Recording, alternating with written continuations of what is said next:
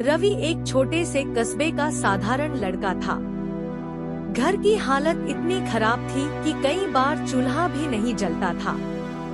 पिता की खेती में लगातार घाटा हो रहा था और माँ की तबीयत भी अक्सर खराब रहती थी।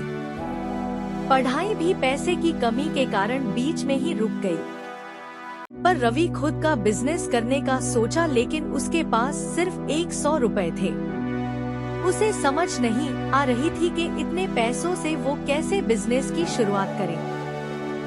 लेकिन उसके दोस्त ने कहा, कोई बात नहीं, बिजनेस पैसों से नहीं बल्कि सही रास्ता, हिम्मत करने और सूझबूझ से होती है। अपने दोस्त की बात सुनकर रवि ने सोचा, अब यही मेरी पूंजी है।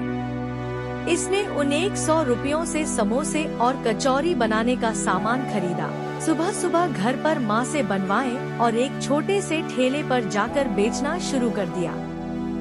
पहले दिन उसे 200 रुपए मिले, यानी 100 रुपए का मुनाफा। यह देखकर उसका हौसला और बढ़ गया। हर दिन वह कमाई का थोड़ा हिस्सा बचाता और थोड़ा बिजनेस में लगाता। धीरे धीरे उसने सिर्फ समोसे ही नहीं बल्कि चाय और बिस्कुट भी बेचना शुरू किया। जहां पहले लोग उसे मजाक उड़ाते थे, देखो पढ़ा लिखा होकर समोसे बेच रहा है, अब वही लोग उसकी दुकान पर लाइन लगाकर खड़े रहते। 6 महीने बाद रवि ने ठेले से एक छोटी दुकान ले ली। अब वह सिर्फ समोसे कचौरी ही नहीं बल्कि नाश्ते का पूरा स्टॉल चलाने लगा। जहां पहले 100 रुपए की कमाई होती थी, अब रोज 2000 से 3000 रुपए तक कमाने लगा।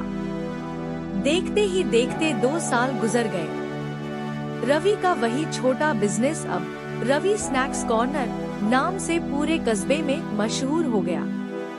उसने 5 लोगों को नौकरी दी और उसका परिवार गरीबी से निकलकर अच्छे घर में रहने लगा।